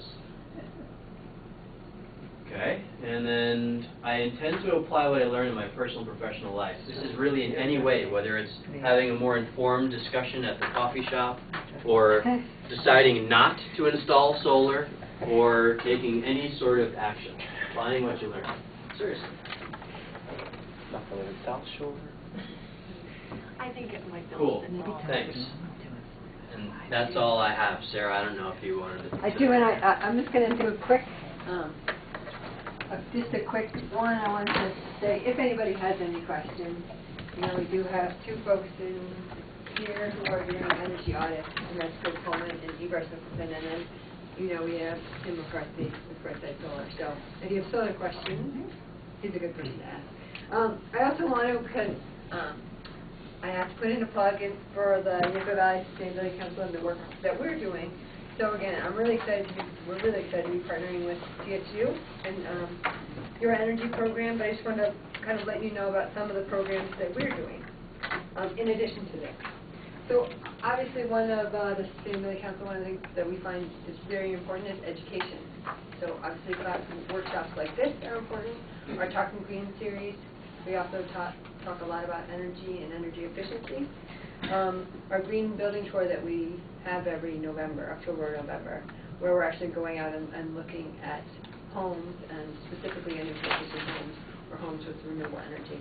So that's something to look out for in October and November. We work with the schools. So right now with the Sustainable Schools program, we're actually doing something called the Take Charge Challenge. So for February, the 4 schools in our district compete to see who can reduce their energy use the most. So we start in February, we teach them about the behavior things like turning off your lights in your living room and not using a door as a way to regulate temperature and those kinds of things, and then they compete for 2 weeks. So that's another program that we do. And then right now we're actually working on realtor education. So we're designing curriculum and information for realtors so they understand the importance of energy ratings and how that ties into the value of a home, and then things like energy efficiency financing, mortgages. So that's another program that we're starting right now. We also work to advocate for energy efficiency. We facilitate the Routt County Energy Working Group with representatives from city, county, nonprofit, government agencies. And as part of that, what we're trying to do is promote energy efficiency as economic development for our county. So as part of that, we work with ICAS. They're a partner nonprofit out of Denver. EVARS actually does some audit work for them right now. ICAS works kind of like a general contractor. They will come in and they'll do an audit on your home or your commercial property, and then they'll help walk you through that process of getting that energy efficiency work done. they'll do the audit, then they'll rank for you. What's the cheapest thing to do? What's your fastest return on investment? What are some more expensive things to do? And so you can help make the decision. They help you make a decision of what energy efficiency work you want to do. Then they'll help you with the financing. If there are any incentives or rebates, they'll help you with that as well. So that's ICAST. We're still in our pilot scale phase of that. So if anybody's interested in finding out more about that, I've got some brochures. Let's see. What else are we working on? We are actually working on trying to develop with YVEA and the city and the county actually a fund that gives rebate incentives. So people can do an audit and it's free. And so that just gets them started down the road.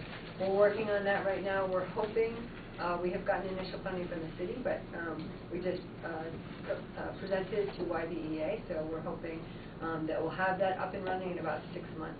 So you're talking about the lease back then? No, so the way this would work actually is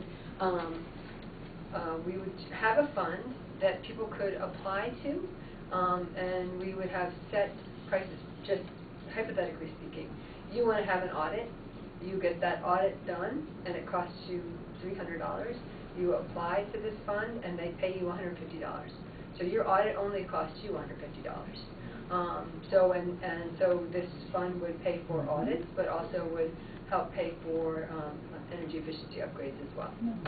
So that's something we're working on. And let's see, I should just we're also working to promote the solar garden. So we've got information if you're interested in that. And then the last thing is, this was done by Yampa Valley Data Partners last year, but this is a great thing, kind of taking some of the things that Cary had talked about and bringing it home. So this is something that we like to promote. It's the energy diet.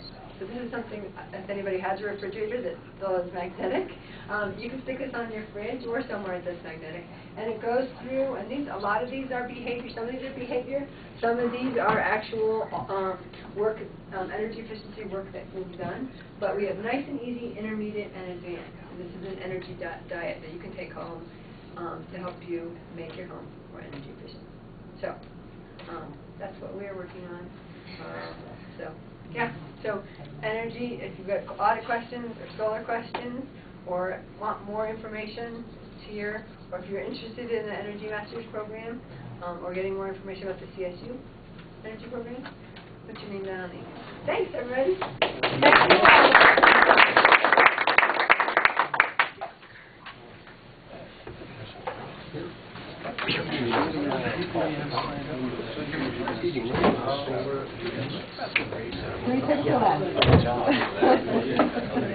No, but I want to specific. I am really diligent. I am telling you. You have got rid of the dog TV. I'm real like that. Do you have the heating wires?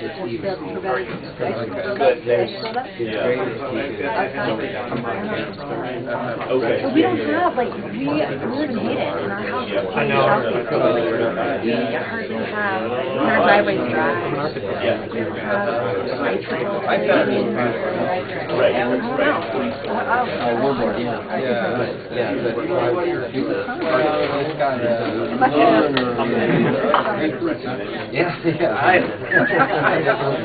I looked down, I saw it.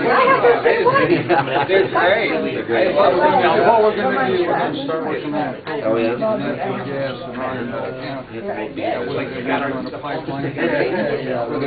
No, I was just curious about that. I actually railroad right away. I don't know. Well,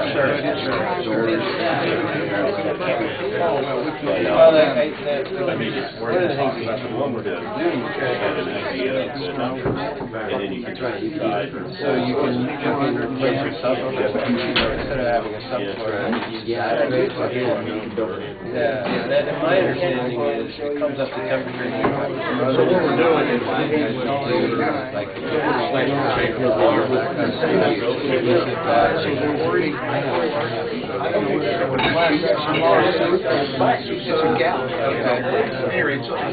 takes a little bit longer to heat up, it's 100 degrees there, for sure. Because when the sun comes in, my house is already at 70. There's nothing, there's power, you know, the road has power there.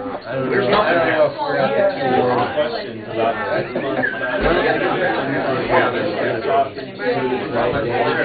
Yeah, we go get started. Finish all the stuff, like everything connected, so that you got him last week. We got some design work that we're working on, we're at the point now where it's like, all right, let's get a computer line, we have these things, and then just get it to an engineer, so they can throw it.